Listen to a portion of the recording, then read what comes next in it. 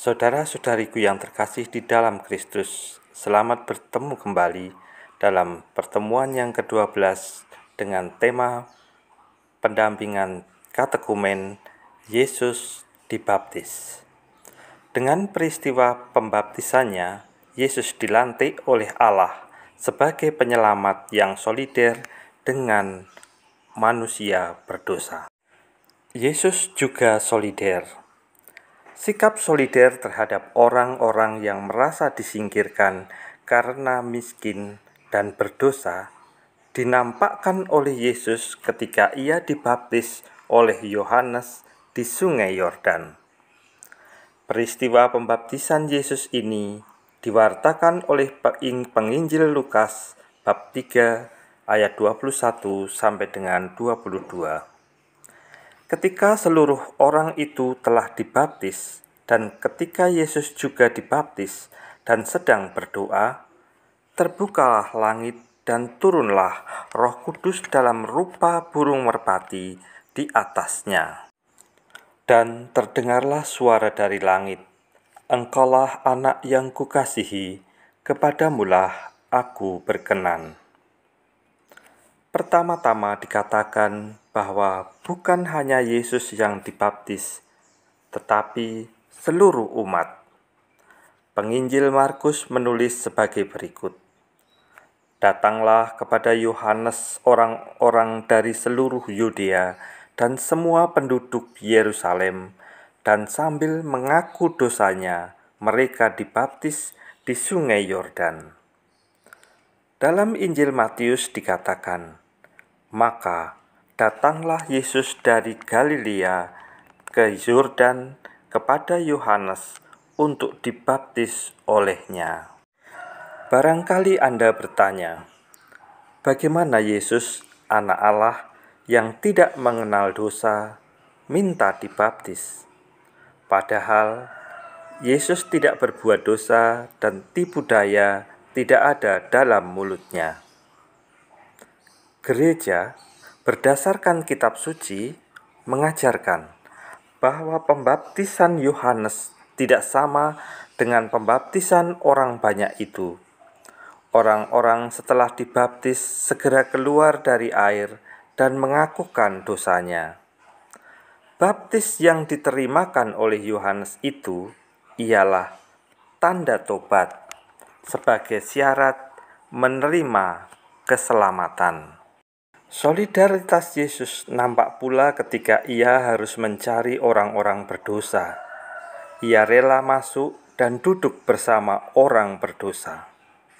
Maka tidak mengherankan bila ia dilecehkan sebagai sahabat pemungut cukai dan orang berdosa, atau orang bersungut-sungut ketika ia menumpang di rumah orang berdosa. Bahkan Yesus biasa makan dengan pemungut cukai dan orang berdosa itu. Saudara-saudaraku, kita masuk pada Yesus dilantik sebagai penyelamat. Yesus dibaptis tidak hanya menunjukkan solider terhadap orang-orang berdosa dan tersingkir, melainkan merupakan saat pelantikannya sebagai penebus. Oleh karena itu, setelah Yesus dibaptis dan berdoa, maka terbukalah langit dan turunlah Roh Kudus dalam rupa burung merpati ke atasnya. Roh Kudus yang turun mengurapi Yesus menjadi tanda bahwa Yesus sungguh bekerja sebagai penyelamat manusia dalam kuasa Roh Kudus. Dan sabda Bapa yang dikatakan kepada Yesus ditujukan kepada semua orang yang bersatu dengan Yesus. "Engkaulah anak yang kukasihi, kepadamulah aku berkenan." Sebagai pernyataan Bapa bahwa Yesus diakui dan diterima Bapa sebagai pemimpin dan penebus semua orang berdosa. Karena itu, pembaptisan Yesus juga berarti saat pelantikan Yesus di dalam tugas perutusannya.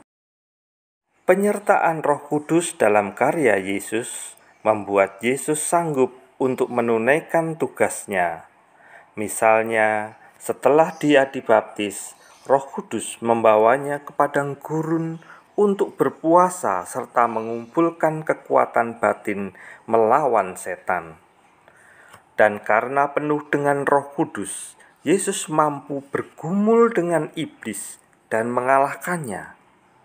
Karena Roh Kudus dengan tidak terbatas ada padanya, Yesus memberitakan Injil. Dari Yesus keluarlah suatu kekuatan yang menyembuhkan semua orang. Oleh Roh kekal itu, Yesus akhirnya mempersembahkan dirinya sendiri kepada Allah Bapanya sebagai persembahan yang tak bercacat. Lalu, Roh itu pun membangkitkan Yesus di antara orang mati. Maka jelaslah bahwa diri Yesus sendiri serta seluruh karyanya diliputi oleh Roh Kudus itu. Berkat Roh Kudus itulah Yesus kini tetap anak Allah yang berkuasa. Saudara-saudariku yang terkasih di dalam Kristus, mengakhiri pertemuan kita, saya akan memberikan pertanyaan pendalaman agar Anda semakin memahami peristiwa pembaptisan Yesus. Ada beberapa pertanyaan yang harus Anda jawab. Yang pertama, syarat apakah yang diajukan oleh Yohanes agar orang dapat menerima keselamatan? Yang kedua, Yesus dibaptis oleh Yohanes, padahal Yesus tidak berdosa. Apa artinya pembaptisan Yesus itu bagi kita? Yang ketiga, Yesus diurapi oleh Roh Kudus mengandung arti apa? Yang keempat, tunjukkan dalam Injil yang menyatakan bahwa Yesus dalam hidupnya dipenuhi oleh Roh Kudus. Yang kelima, terakhir, apa pula peranan Roh Kudus dalam diri Yesus? Demikianlah saudara-saudara yang terkasih, akhir dari pertemuan kita tentang tema Yesus dibaptis. Sampai berjumpa kembali dalam pertemuan pendampingan katekumen tema yang berikutnya. Tuhan memberkati.